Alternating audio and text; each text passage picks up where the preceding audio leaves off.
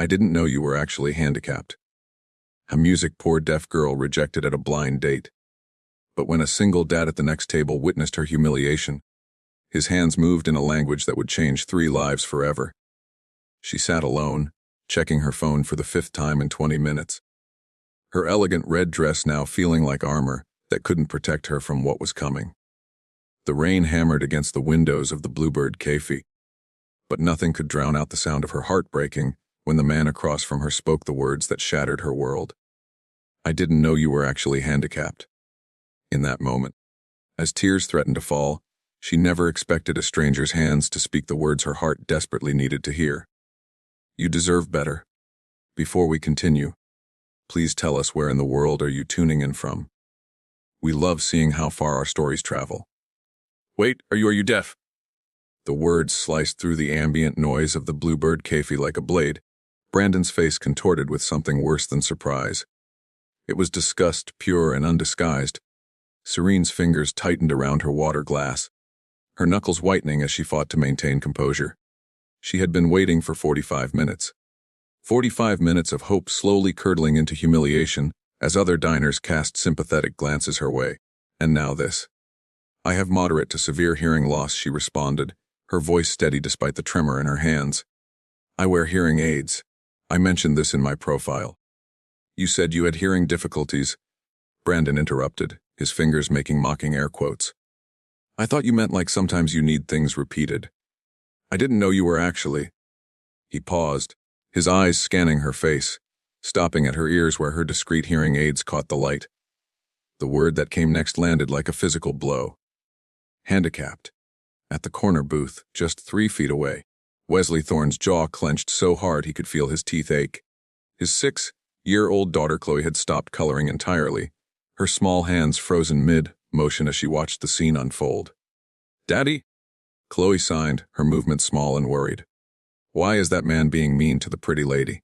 Wesley's hands trembled as he signed back. Some people don't understand, sweetheart. Some people are just, he paused, searching for words gentle enough for his daughter. Unkind. But Brandon wasn't finished. He was already pulling out his phone, scrolling through it as if Serene wasn't even there, as if her pain was insignificant as background noise. Look, this isn't what I signed up for, he said, not even bothering to lower his voice. Several nearby diners turned to stare. I can't deal with this. Do you know how exhausting it would be having to repeat everything? Making sure you can hear in restaurants. My friends would never let me hear the end of it. Dating someone who can't even hear properly. Serene's spine straightened, and for a moment Wesley saw something magnificent in her posture. Dignity radiating from every inch of her, being despite the tears threatening to spill. I'm a pediatric nurse, she said quietly. I graduated from university with honors. I speak 3 languages. My hearing loss doesn't define my worth as a person. Brandon stood up, his chair scraping against the floor with an ugly sound. No offense, but I have standards. This is why people should be honest in their profiles. Wasting my Friday night because you couldn't be upfront about being disabled. The word disabled hung in the air like poison. Wesley felt his body moving before his mind caught up, rising from his seat with a fluid motion that made Chloe gasp softly. But he wasn't walking toward Brandon. No, that would have been expected. Instead, he positioned himself directly in front of Serene's table, his back to the cruel man who was already heading for the door. Wesley's hands began to move. The movements were deliberate, graceful. Each sign flowing into the next like a dance he'd performed 1,000 times for his daughter. His fingers shaped words in the air, his face expressing what his voice didn't need to say. You deserve so much better than someone who can't see your worth. Serene's breath caught. Her eyes, which had been brimming with unshed tears, widened in absolute shock. This stranger, this man she'd never seen before, was signing to her. Not just signing, he was speaking her language, the silent language that Brandon had just mocked. The language that lived in the spaces between sounds. Behind Wesley, Brandon had paused at the door, watching with confusion and growing irritation. You know that sign language stuff? Figures. Birds of a feather, right? You two deserve each other. The door slammed behind him, leaving only the echo of his ignorance and the soft jazz music playing through the cafe's speakers. Wesley turned back to Serene, and for a moment, They just looked at each other. She saw kindness in his eyes, something genuine and unguarded. He saw strength in hers, despite the pain Brandon had tried to inflict. "May I?" Wesley gestured to the empty chair across from her. Serene nodded, still too stunned to speak. As Wesley sat down, a small figure appeared beside him. Chloe clutching her coloring book, her hearing aids glinting under the warm café lights. "I'm sorry you had to experience that," Wesley said aloud while simultaneously signing. "Some people show you who they are quickly. He did you a favor by leaving."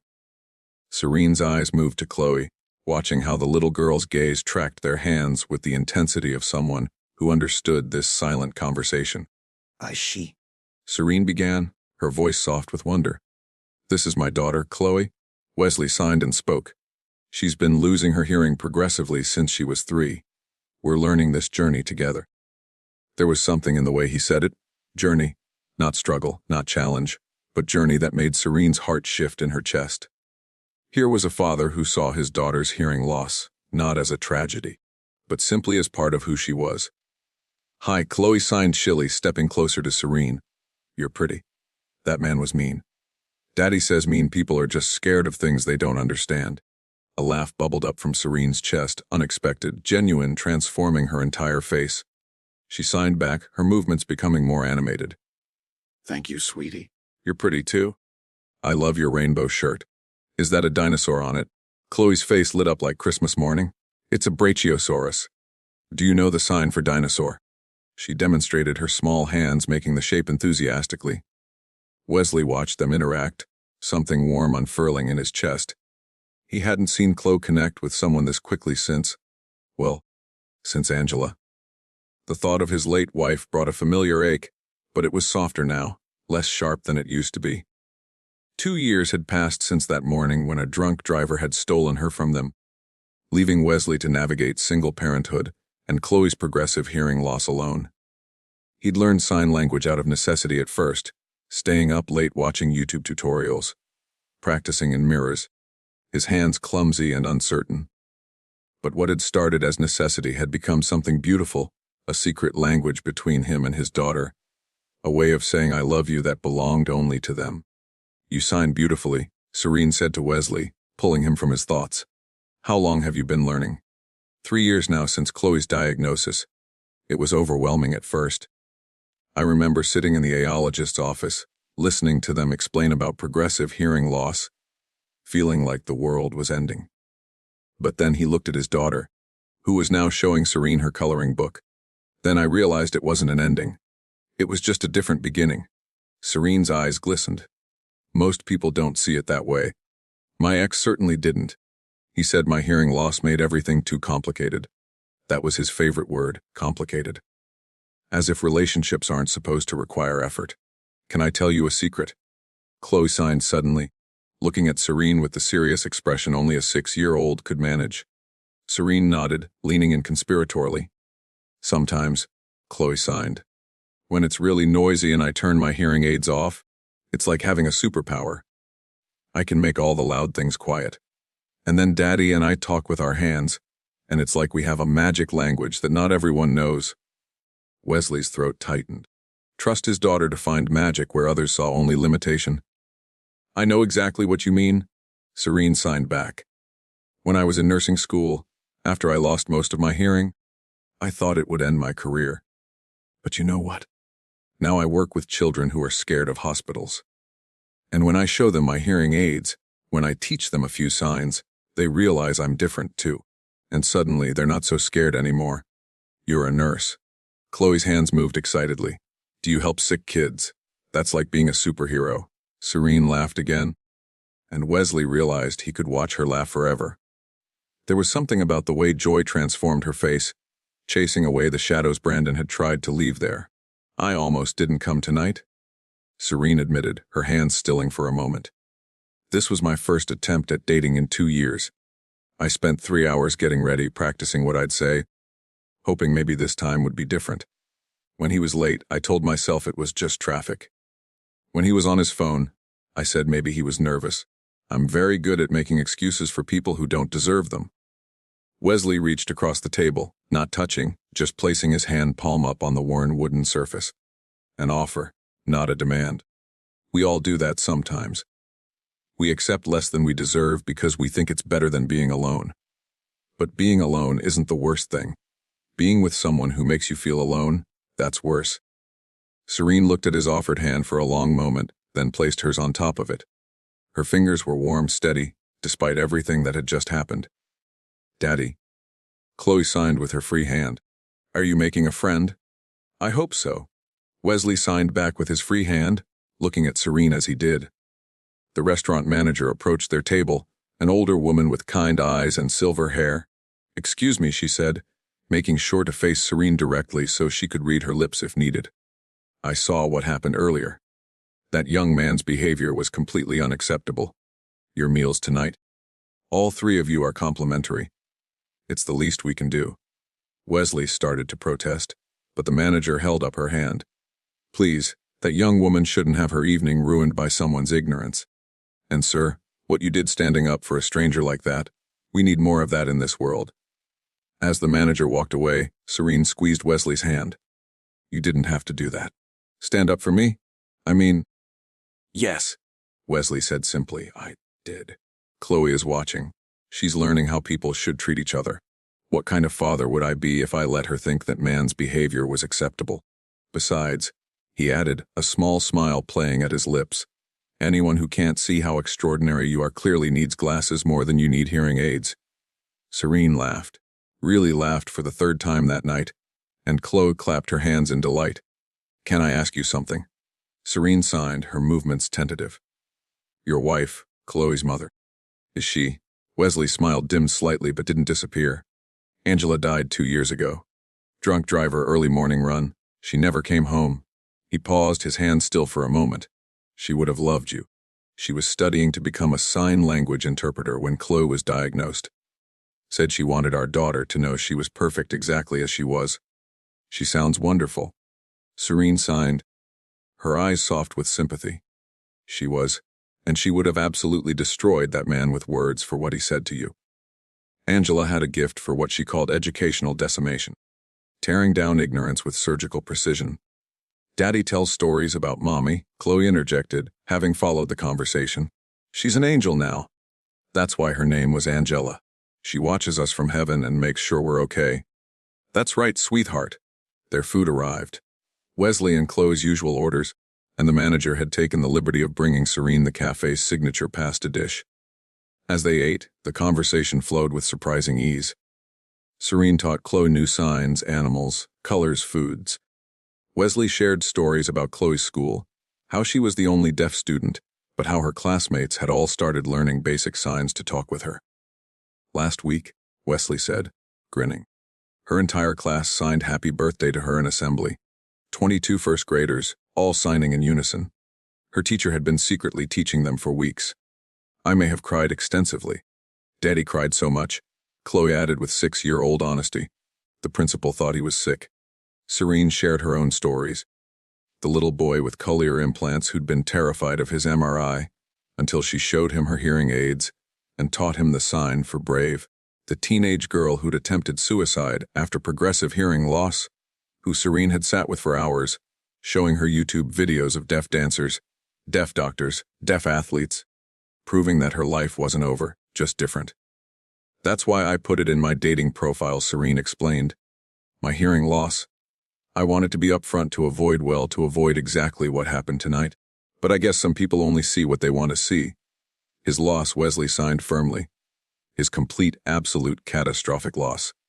As the evening wore on, the cafe began to empty. Chloe had moved to sit next to Serene, showing her every page of her coloring book, explaining the story behind each picture. Serene listened, watched with genuine interest, asking questions, making suggestions. She doesn't usually warm up to people this quickly. Wesley signed to Serene while Chloe was distracted by choosing the perfect crayon. She's been shy since Angela, since we lost her mom. But with you, it's like she recognizes something. A kindred spirit, Serene signed back. We're part of the same tribe, she and I. The beautiful Silence tribe. Wesley had never thought of it that way. But watching his daughter, and this remarkable woman communicate with such easy joy, he understood. They shared something beyond hearing loss. They shared the knowledge that different didn't mean less than. "It's getting late," Wesley finally said, noting it was past Chloe's bedtime. The little girl was starting to yawn, her signs becoming slower. "Of course." Serene started to stand. "Thank you for everything, for showing me that not everyone is like Brandon." "Wait," Wesley said, pulling out his phone. "Chloe and I have breakfast every Saturday morning, 900. Magnolia Pancake House on Cherry Street. They have the best chocolate chip pancakes in Burlington, and it's quiet enough for easy conversation. Would you like to join us tomorrow?" Serene hesitated for a moment, and Wesley felt his heart skip. Had he overstepped? Was he moving too fast?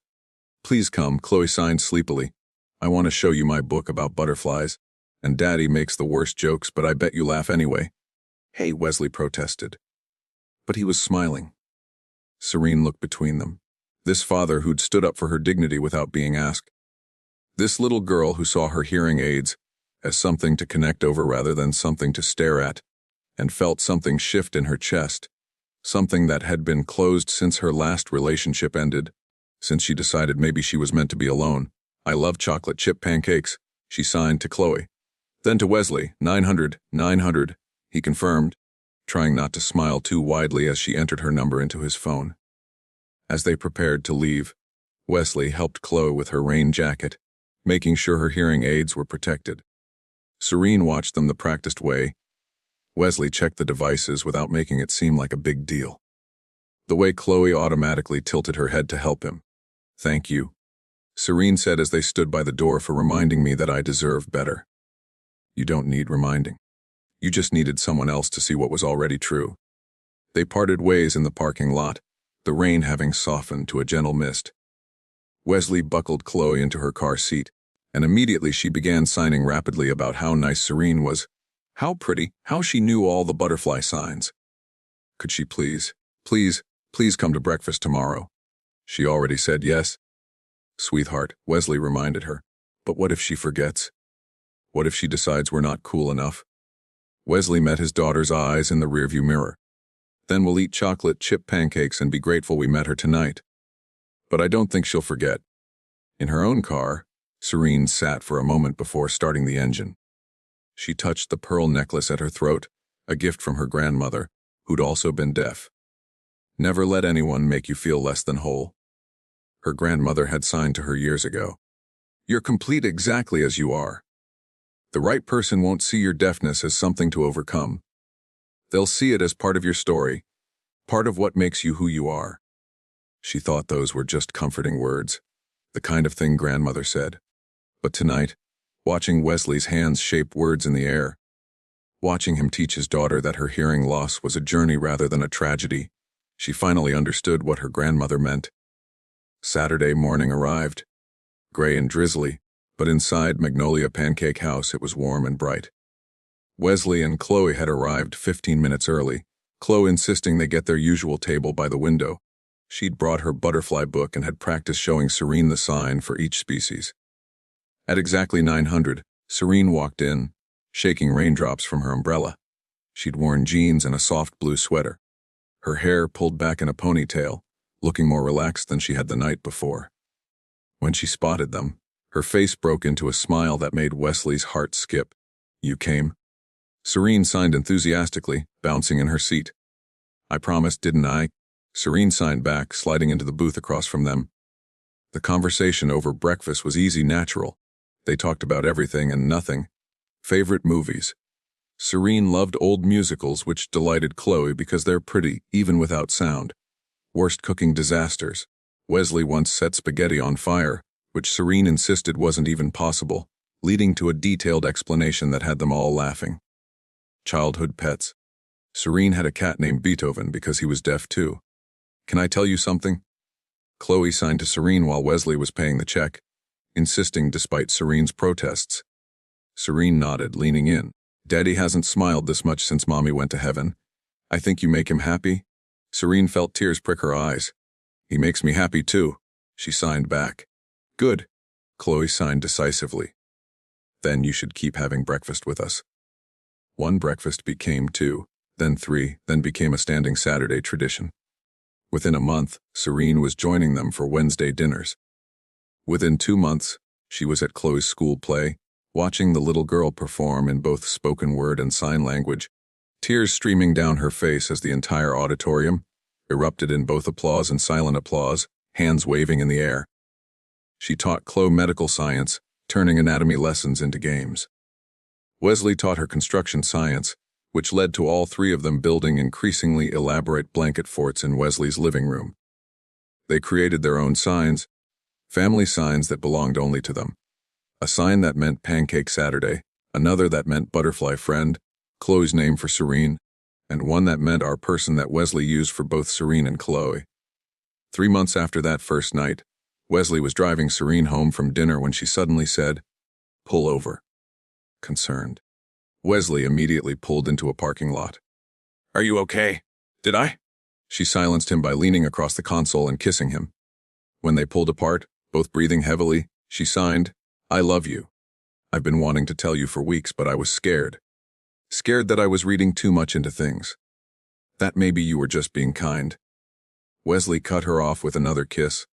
Then, pulling back, he signed slowly, deliberately, making sure she could see every movement clearly in the dim light of the street lamp.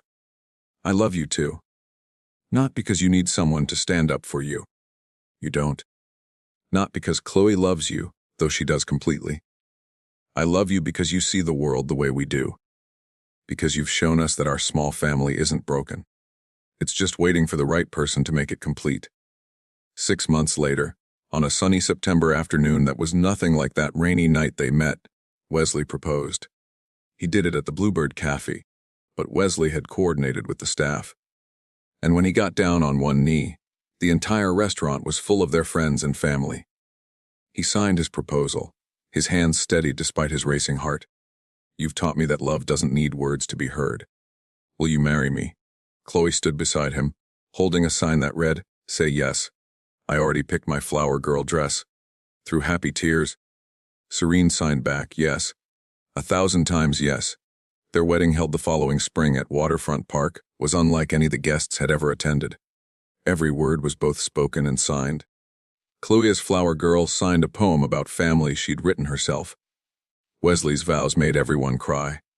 "Serene, you walked into our lives when we thought we were complete and showed us we were wrong. You didn't fill a void. You expanded our capacity for joy. You've taught Chloe that her differences are superpowers. You've taught me that the best conversations happen in silence. You've shown us both that family isn't about perfection. It's about choosing each other every day exactly as we are." Serene's vows were equally moving. "Wesley, Chloe, you saved me on a night when I thought I wasn't enough. You showed me that the right people don't see my deafness as an obstacle to overcome, but as part of my story to embrace. You've given me a family that speaks my language, not just ASL, but the language of unconditional acceptance. I promise to love you both with my hands, my heart, and every part of who I am." During the reception, Wesley's best man revealed something that made everyone reach for tissues. After that night at the restaurant, Wesley had started a support group for single parents of children with hearing loss. What began as 5 people meeting in his living room had grown to over 50 families. They met monthly, sharing resources, teaching each other signs, creating a community where no one had to face the journey alone. Wesley could have just walked away that night, his best man said. But he stood up, and he's been standing up ever since for his daughter, for Serene, and for every family who's ever felt alone in their journey. Serene started volunteering at the Children's Hospital, specifically with young patients adapting to hearing loss. She would sit with them, show them her hearing aids, teach them signs, and tell them her story. The night someone tried to make her feel worthless, and how it led her to a family who knew her worth.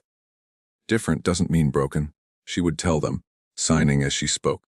"It just means you experience the world in your own beautiful way." One day, a 12-year-old girl who'd recently lost her hearing in an accident asked Serene, "Will anyone ever love me now?" Serene pulled out her phone and showed her a picture from their wedding. Wesley signing his vows, Chloe beaming between them, everyone in the audience using sign language. The right person won't love you despite your differences. They'll love you including them, because of them with them. Your deafness isn't something to overcome. It's part of your story, and your story deserves love.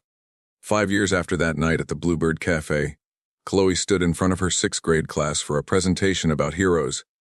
She was 11 now, confident, bright, fully fluent in ASL and proud of who she was. She signed as she spoke clearly. Some people think being deaf means something is missing, but in my family, being deaf brought us together. It gave me a dad who learned a whole new language for me.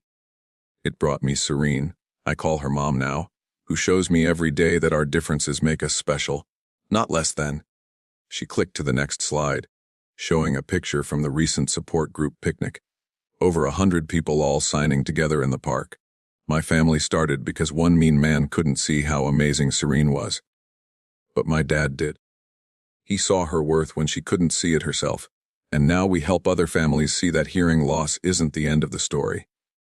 It's just a different chapter. Her teacher later told Wesley and Serene that there wasn't a dry eye in the classroom. Several parents called afterward wanting to know more about the support group, about sign language classes, about how to support their own children better.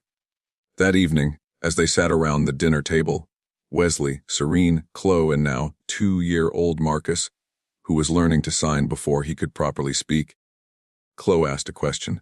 Do you think Brandon ever realizes what he missed? Wesley and Serene exchanged glances. They'd never spoken his name in their house, referring to him only as that night when they told their story. I hope, Serene said carefully, that he learned to see people more clearly. But honestly, sweetheart, I'm grateful for his ignorance, grateful. Chloe signed, confused. If he hadn't shown his true colors, if he'd pretended to be okay with my deafness, I might have wasted months or years with the wrong person. His cruelty led me to you and your dad. It led me to our family. Wesley reached over and took Serene's hand. Sometimes the worst moments lead to the best outcomes. That night, I thought I was just standing up for a stranger. I had no idea I was standing up for our future. The Bluebird Café still holds their table. That corner booth where a single father and his daughter changed the course of a woman's life with simple gestures of kindness and understanding. The manager, now a friend, always smiles when they come in for their anniversary dinner each year. Table for 4, she asks now, smiling at little Marcus in his high chair, already signing cookie. Hopefully. Table for family, Wesley says, and Serene squeezes his hand. They'd built something beautiful from that night of humiliation. Not despite the challenges, but because of how they'd chosen to face them together. Their home was full of laughter and silence in equal measure. Conversations that happened in gestures and expressions, love that didn't need sound to be heard. Sometimes late at night when the kids were asleep and the house was quiet, Wesley and Serene would sit together on their porch, signing in the darkness, their hands visible only to each other in the soft glow of the porch light. Do you ever wonder what would have happened if I hadn't stood up that night? Wesley signed once. Serene thought for a moment, then signed back. I would have gone home, cried, maybe given up on dating altogether. I would have survived, but I wouldn't have lived. Not like this, and us, Wesley asked. We would have found each other. Serene signed with certainty. Maybe not that night. Maybe not at the Bluebird Café, but somehow love like this, it finds a way. Their story spread through the community. The local news did a feature on their support group. The Bluebird Café put up a small plaque at their table that simply read, Where love speaks louder than words. Parents of deaf children reached out from across the country seeking advice, comfort, community. Wesley expanded his construction company, making sure all his sites were deaf-friendly, hiring several deaf contractors, proving that communication on a construction site didn't require hearing, it required understanding. Serene became the hospital's first deaf services coordinator, creating programs that made medical care accessible for all patients, regardless of hearing ability. But at the center of it all was their family. A testament to the fact that love doesn't discriminate based on ability, that the best families are built on acceptance, and that sometimes the person who sees your worth when the world doesn't becomes your whole world. One day, Chloe asked Serene to teach her a new sign. I want to create one that means our family, she explained. Something that's just ours. Together they created it. A combination of different, beautiful, and together. It became their family sign, the one they used to end every conversation, every good night, every goodbye.